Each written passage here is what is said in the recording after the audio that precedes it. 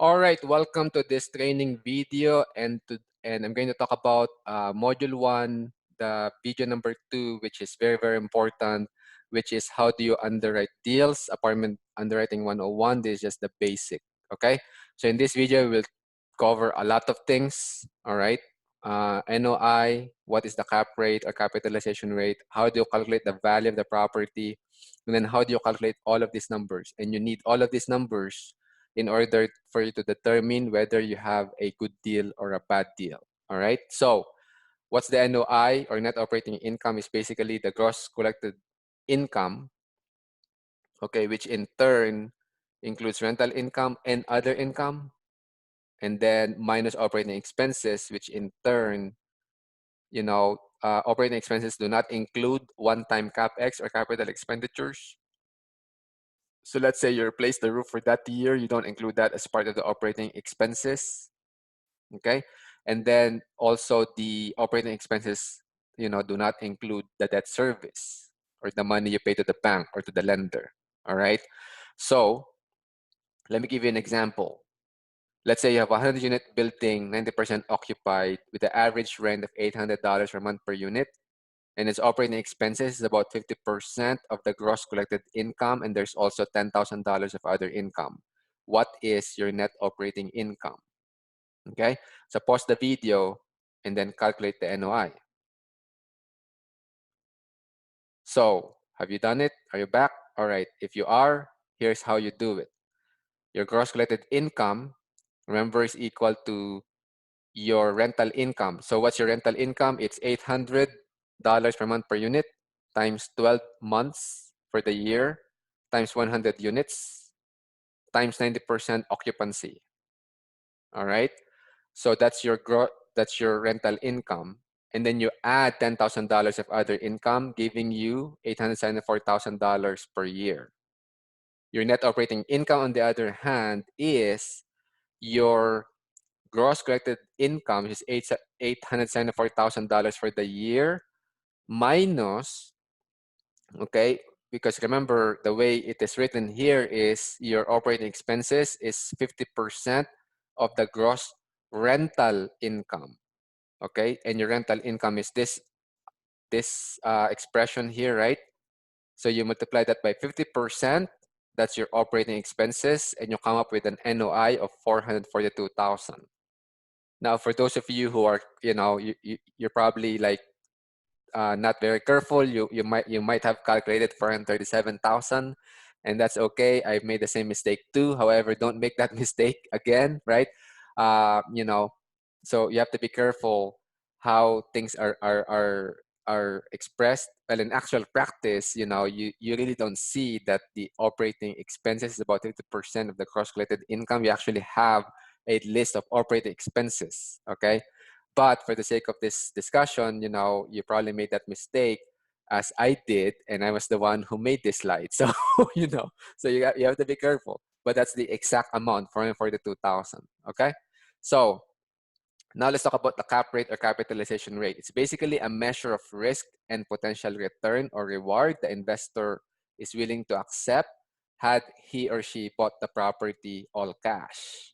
And this is very important because this is the basis of value. In fact, value of the building is equal to your net operating income divided by your capitalization rate or your cap rate. And as you notice, there's the reason why when calculating the NOI, we don't include the debt service, right? Because two investors might have different financing capabilities, right? So one can put down 20%, great credit. The other one, not so good credit. Maybe he or she needs to put down 40%. And then another investor, has too much cash, and then he bought the property all cash. Now, what's the basis of the value if you include financing into the mix? Well, the answer is you don't. That's the reason why you don't include that into the mix when calculating value. That's why NOI doesn't include the debt service. Okay, so here's an example in Cincinnati as I record this video. These are the cap rates, based on the location. So A areas, cap rate of 4 to 5%, B areas, 5 to 6%, and so on. Okay, So it's basically cap rate is a function of the area, and to a lesser degree, it can also be a function of the building age or condition and the number of units. So what do I mean by this? Well, buildings that are newly renovated, they're typically, especially if they're in A areas, they would command like 4%, cap rate, right?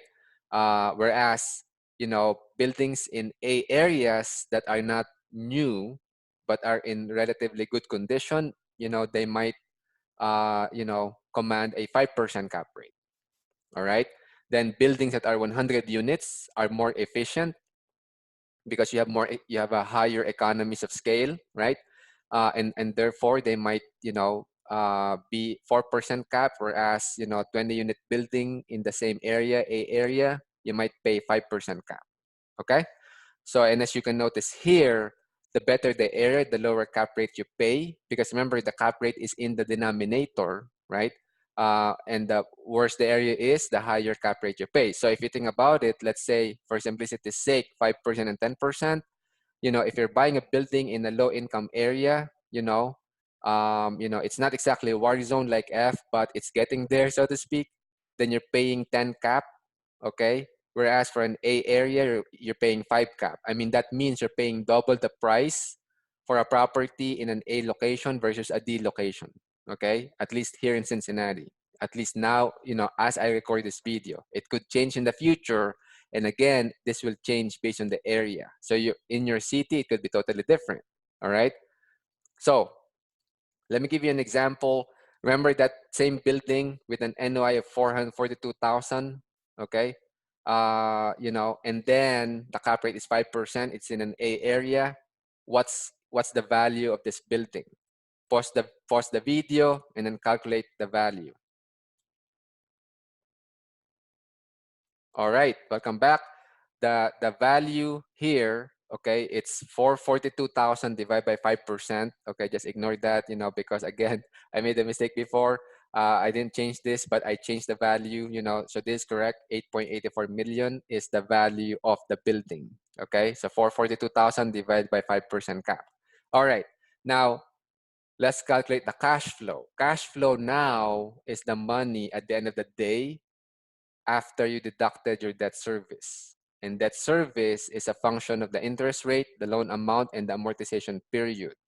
You know, part of getting the big deal hacking masterclass is access to the apartment deal analyzer. All right. And it calculates what the debt service is for you. But if you want to do it outside of the apartment deal analyzer, you can Google mortgage calculator, and then you can put in those three numbers, namely interest rate, loan amount, and amortization period, number of years, and voila, you get the debt service. Now you have to be careful because sometimes, or usually actually, the output you get is your monthly debt service or your monthly mortgage payment. Okay, now you have to multiply that by 12 to get the annual debt service. All right, now for simplicity's sake, in the subsequent examples, we just assume it's interest only so that you can actually use just a calculator on your phone, and that debt service is nothing more than the loan amount times the interest rate. So for example, if it's interest only and the loan amount is $1 million, interest only of 5%, then the debt service for the year is what? It's 1 million times 5% or $50,000. Okay? Now, the same example where your NOI is 442,000, all right? And you put down 25% of $8 million. So that's what? $2 million. And the mortgage is $6 million, the difference, right? At 5% interest only payments, calculate the cash flow. So pause this video, calculate the cash flow, and then play this video again. All right, welcome back. Now, the debt service is $6 million, which is 8 million minus your down payment of 2 million, giving you 6 million times 5%, that's 300,000. You deduct that from 442,000 and you came up with 142,000. And again, I did not change this, that was a mistake before. It's supposed to be 442,000 minus 300,000, that's 142,000 is your cash flow for the year. All right, now, What about cash on cash return? What is cash on cash return? Why is that important? It's basically the annual yield on the amount of money invested. So for example, in stock market investing parlance, this is basically the same as your dividend rate, right? So if you bought the stock for $100 per share and it gives you $2 per year in dividend, for the year, your dividend rate is $2 divided by 100 or 2%. Okay? That's simply your cash on cash return, which is the cash flow you get, your annual cash flow divided by the amount invested times 100%. All right. So again, same example, 442,000 is your NOI. Your cash flow is 142,000. You put down $2 million. What's your cash on cash return? Here's the answer. 142,000 NOI, actually cash flow, divided by your $2 million down payment gives you 7.1%. That's your cash on cash return, 7.1%. Now, let's talk about the debt service coverage ratio, or DSCR. DSCR is important because this is how the bank or the lender will look at your deal. It's basically the amount of cash the property receives compared with the amount of cash it pays for the mortgage or debt. More specifically, it's simply your NOI divided by your debt service. Okay, and the way to think about it is, let's say your DSCR is 1.25. What that means is for every $1.25, okay, that the property generates in net operating income, you pay out $1 to the bank and you keep 25 cents. Let me repeat that. For every $1.25, let's say your DSCR is 1.25, okay? Then for every $1.25 of NOI, or money that your building receives, you pay out $1 to the bank, or $1 goes to the lender, and you keep 25 cents. And lenders actually want, DSCR of 1.25 or higher. The reason is they want you to have a buffer of 25 cents, okay, per every $1.25 that the building receives, so that 25 cents goes to your pocket. That's your profit, okay? That's basically your cash flow if you think about it, okay? So, even the same example, 442,000 NOI and $6 million loan, because, 25% of 8 million is 2 million, therefore your loan is 6 million. What is your DSCR? Again, pause the video, calculate it, and then go back. All right, are you ready? The answer is 1.47. It's basically 442 divided by 300,000. All right. So then after a while, you might decide to sell the property, right? If and when you do this, how you calculate the profit from the sale? It's basically, your sales price minus everything else. Okay, your sales price minus your loan payoff. Your loan payoff is the amount of money that you owe to the bank after, let's say, 10 years of holding into the property. Now, if it's interest only loan, your loan payoff on year 10 is the same as your loan payoff on year 1 because it's interest only. You're not paying any principal. Okay. However, usually, if you hold onto the property, especially longer than 5 years, it makes sense to have a fully amortizing loan. All right. Now, then you deduct the down payment that you put, in order to acquire the property. All right. Minus your closing cost, your any buyer's credit you're giving out, any prorations you're giving out, or any prorations, like your security rent, your security deposit and your rent will be prorated based on when you closed. Your taxes also will be prorated because taxes are made in advance actually, right? And then your selling cost, okay? Sorry, taxes are made in arrears, okay? So you have to prorate, okay? The taxes that you still owe, right? That the buyer will have to get because the buyer will have to pay that eventually, right? And then any selling cost, that includes your real estate agent commissions, all right? Any marketing that you spend, and then you also deduct any additional renovation or capital expenditures outside of your initial, renovation budget. and that's on top of your replacement reserves that you budgeted in as part of your operating expenses. Okay. So anyway, I know that's a mouthful, but let's give you a simple example here. So the same building, but now you were able to increase the rent to $1,000 per month. Okay, there is now your instead of just $10,000 other income, you've increased it to $40,000. You bought it for 8, you put down 25%, same interest only. So your loan payoff is the same after 5 years. It will be 6 million, right? And then the area has improved. Now you're able to sell at 4% cap.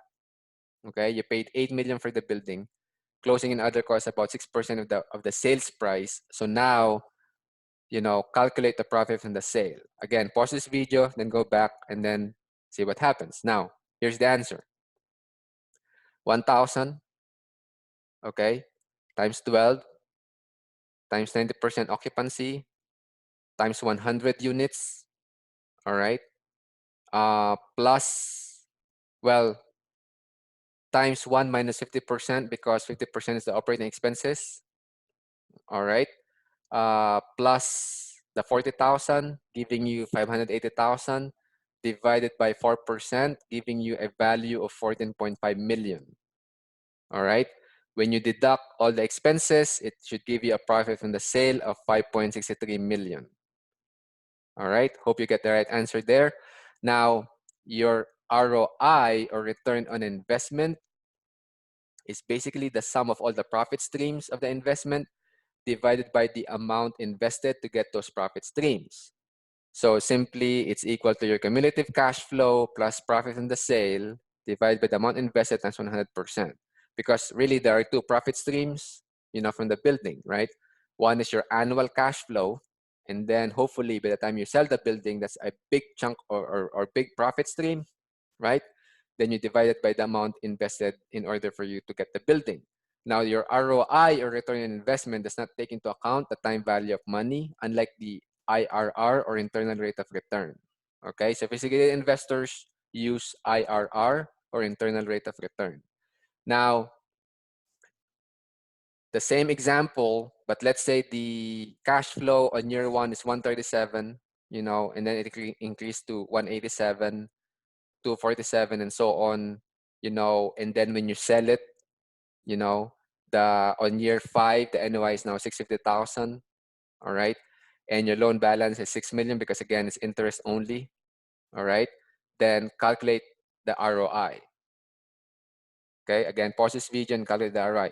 Now this one, this is how you do it. First, you calculate the sales price. It's 650,000, right? The NOI at year 5, divide by 4% because that's your cap rate when you sell the building. That means, remember, you bought the building for 8 million. Now you're able to sell it for 16.25 million. Isn't that great? Isn't that crazy? And then what about profit from the sale? It's simply your sales price, 16.25 million, minus cost of sales is 6%, minus purchase price is 8 million, plus loan pay down because, but the loan is the same. So the loan pay down is 0. What loan pay down means is the difference between your initial loan amount and your final loan amount, or the loan amount when you sell, right? So let's say this is not interest only and, it's fully amortizing, and let's say the loan paid down, or the loan amount at the end of 5 years is, 5.5 million. Therefore, your loan pay down is 500,000. So you have to add that as part of the profit from the sale. Okay, so for simplicity's sake, it's interest only, makes our life a lot easier, right? And then profit from the cash flow. How much is that? You simply add all of these cash flow streams over those 5 years. And then calculate the total profit. It's simply 1.231 million plus 7.275 million. That's 8.506 million. Then you divide it by the amount invested, which is $2 million, giving you 425% over those 5 years. On an annual basis, it's 85.1% per year ROI, which is a crazy return on investment, right? But, deals like this, Mike and Nate, they get deals like this. All right. So then What about the internal rate of return? Actually, the internal rate of return is what sophisticated investors use. And when you're syndicating a deal, you better know and better use IRR instead of ROI. The internal rate of return is, again, the same as your ROI on an annual basis, but you use discounted profit streams of the investment divided by the amount invested to get those profit streams. The IRR takes into account the time value of money. Okay, now remember in the previous example, the ROI is 85.1%, so that you can see the difference between that and IRR. Now, to calculate it, it's very simple. If you have Excel, which you should have, but if you don't have Excel, you can use Google Sheets. You just type in the function IRR, and then V1, V2, V3, where V1 is the amount invested, and that should be negative, right? And then your V3 or your last V or last value in your IRR function is the cash you receive at the sale of the property. Notice it's the cash you receive at the sale, not the profit from the sale. It should include, basically the amount you invested in the deal, because that's your cash, because that will include the cash you receive from the sale. So for example, here's an apartment, the same apartment building, the same cash flow and NOI over those 5 years, right? And then when the building was sold, you got 9,275,000. And if you notice, it's the profit from the sale when you're calculating the NOI, right, is 7.275 million. But now it included the $2 million invested. That's why you received $9.27275 million when you sell the property. That's the cash that you receive, not the profit from the sale. Okay. Again, pause this video, calculate the IRR. You need Excel to do this. You can't just use your calculator, right? And when you're ready, come back and see what the numbers are. So simply put, okay, what you need to do is you total the cash that you get every year, and on your purchase the investment should be negative. You invested $2 million to buy the building, right? But on year one you get a cash flow of 137, netting you negative 1.86 million, after year one. And then you add year two, year three, and so on. And on year five, you receive 9.275 million from the sale. So you then use the IRR function on these values, and it gives you an IRR of 57% per year. So notice it's significantly less than 85.1% ROI, because the ROI is simply the average, right? It doesn't take into account the time value of money. However, here, right, the profit stream at year 4, year 5 is not as important, or, if you discount it, it will be, so let's say you have the same performance, but you sold the building on year 3, your IRR will be higher, okay? So, because the IRR takes into account the time value of money. All right, so now let's go to the last part, which is the equity multiple. What's the equity multiple? It's basically how much the equity or investment in the deal has grown over the time that the property is held, from the time you bought the property to the time you sell the property, okay? And there's actually equity multiple for the project itself and equity multiple for investors. And equity multiple is nothing more than the cumulative profit share plus the amount invested divided by the amount invested. So simply put, an equity multiple of 2x means that the investor doubled their money. So let's say they invested 100,000, and when you sell the building, you give them a check for 200,000. That's an equity multiple of 2x. Nowadays, it's hard for investors to get 2x, equity multiple, but Mike and Nate, that's their like one of their criteria is to deliver to the investors basically a doubling of their money every 5 years. All right.